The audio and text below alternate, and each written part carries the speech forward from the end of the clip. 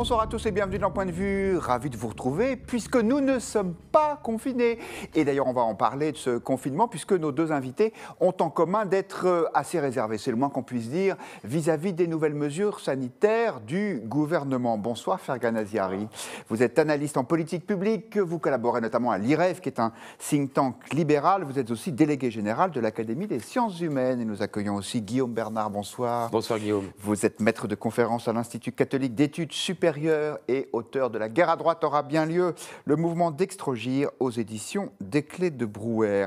Le reconfinement, nous allons en parler, mais pas tout de suite. Je voudrais, si vous le voulez bien, que nous passions d'abord quelques minutes pour nous interroger sur la bonne réponse à l'islamisme et notamment, mais pas seulement, à son expression la plus violente et la plus barbare, qui est le terrorisme. Et on fait évidemment allusion aux événements de Nice. Est-ce que la bonne réponse, c'est, pour faire court, la République, la laïcité, les valeurs universelles, les Lumières, ou est-ce que c'est la civilisation, l'enracinement, certains diraient l'identité, certains comme François-Xavier Bellamy. Écoutez, c'était la semaine dernière sur Sud Radio.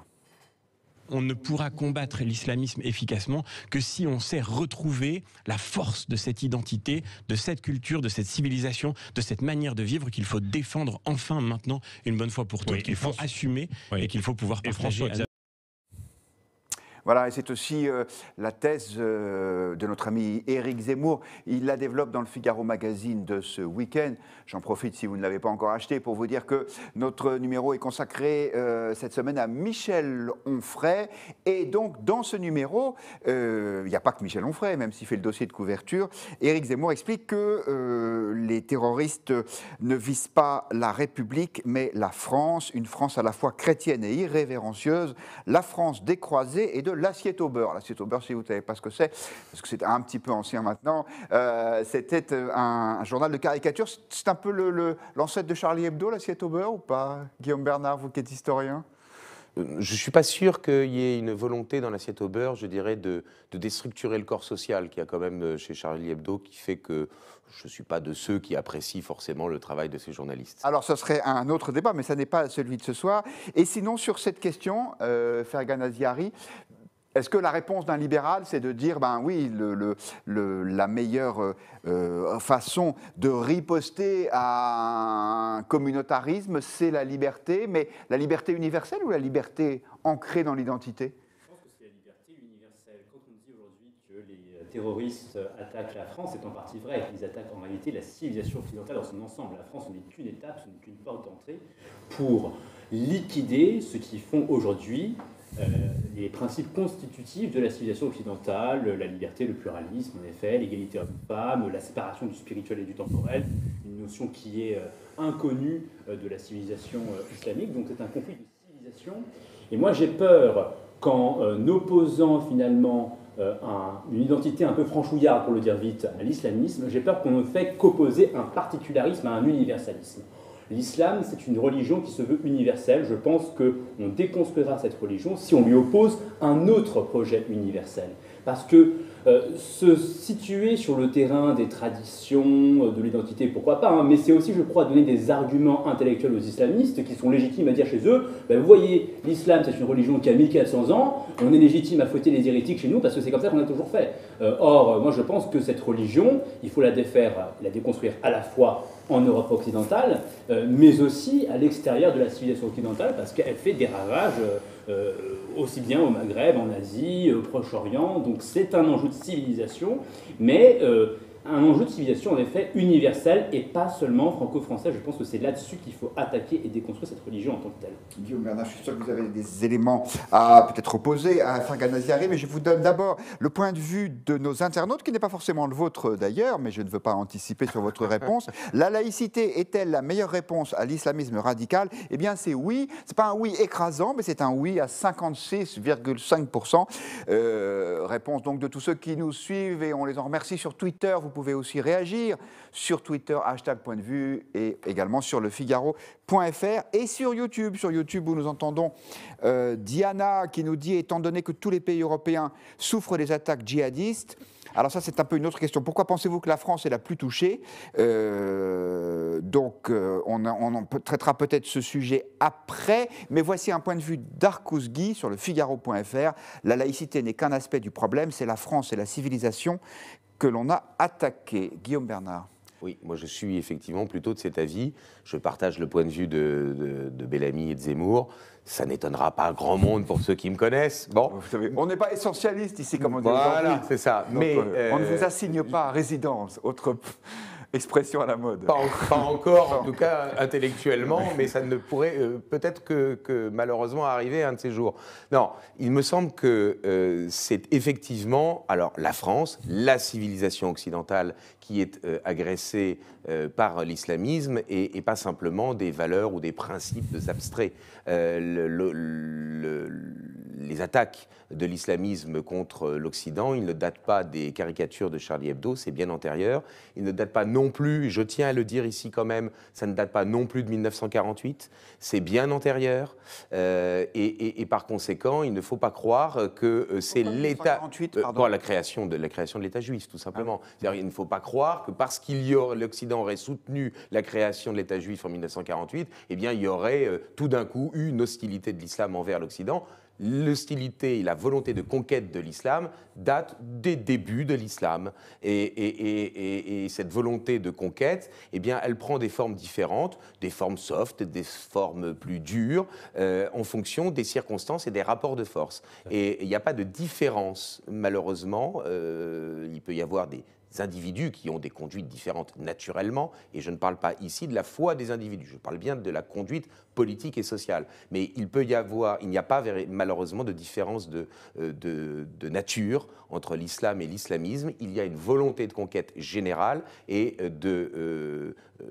une volonté impérialiste qui cherche dans le fond à remplacer une civilisation par une autre. Alors je ne crois pas, contrairement à Fergan, là c'est un point de désaccord profond, que l'on puisse opposer à l'islam simplement des idées juridiques ou des principes d'organisation de société. Il faut véritablement une philosophie ou une religion qui ait, je dirais, un véritable ancrage, qui ait une transcendance et qui soit capable de lui répondre. Je ne crois pas que la République laïque soit en capacité de répondre à l'islam et qu'en revanche, le christianisme, lui, est en capacité de le faire.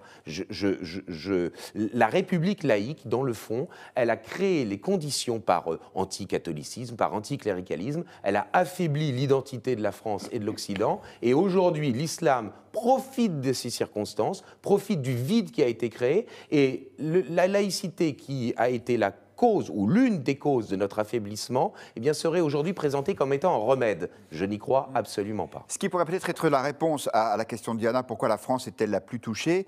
Peut-être parce que justement c'est elle qui a théorisé la laïcité de façon spécifique.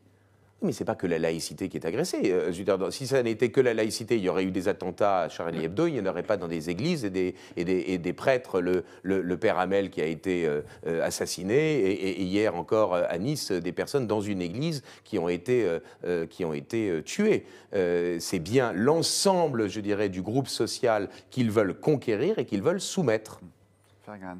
Oui, alors sur la laïcité, je ne suis pas d'accord pour dire que c'est ce principe-là qui nous a affaiblis. En revanche, ce qui est vrai, c'est que ça ne suffira pas. C'est-à-dire que, encore une fois, opposer l'argument de la laïcité à une religion qui, par essence, nie la distinction entre le spirituel et le temporel, c'est pour moi un peu faire la promotion de la gastronomie française à un vegan. Je veux dire qu'il y a un mur, il y a un système de croyances, il y a des systèmes de croyances qui ne sont pas compatibles parce qu'on n'arrive pas à concevoir que cette distinction entre le spirituel et le temporel, c'est une projection qui est typiquement occidentale, qui ne va pas de soi.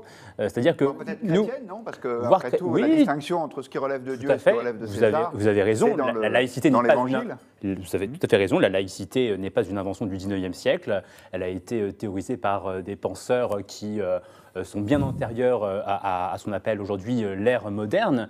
Donc c'est en effet la culture chrétienne. Elle a dans ses prémices une plus forte tolérance, pourrait-on dire, effectivement, à cette distinction entre le spirituel et et le temporel.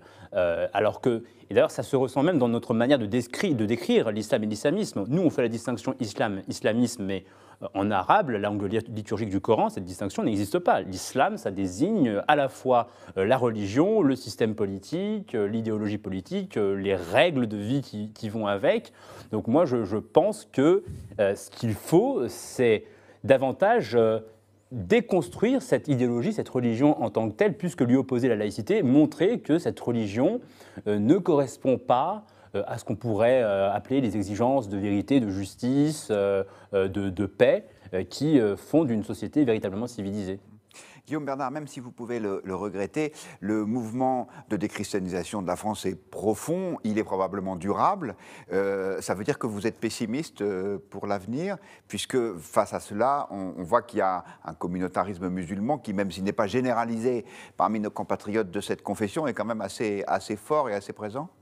Oui, malheureusement, effectivement, il y a un vide spirituel et intellectuel, peut-être dans un sens plus large, dans notre société, qui fait qu'évidemment, elle a une difficulté réelle à résister à quelque chose qui est viril, qui est fort, qui s'affirme, qui s'affiche et qui n'a pas l'intention de céder. Donc, les jours qui viennent et les années qui viennent risquent effectivement d'être une situation extrêmement difficile pour nous. Est-ce que pour autant, il va falloir basculer dans une stratégie de l'isolat pour se protéger contre effectivement cet impérialisme? Je ne le souhaite pas, mais il ne faut peut-être pas évacuer totalement cette idée.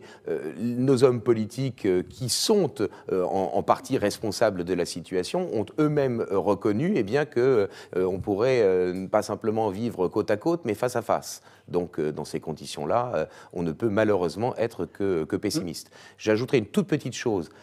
Bien entendu, le christianisme est à l'origine de la possibilité de concevoir la laïcité, par la distinction des domaines, par le fait qu'il faut rendre à César et qu'il faut rendre à Dieu.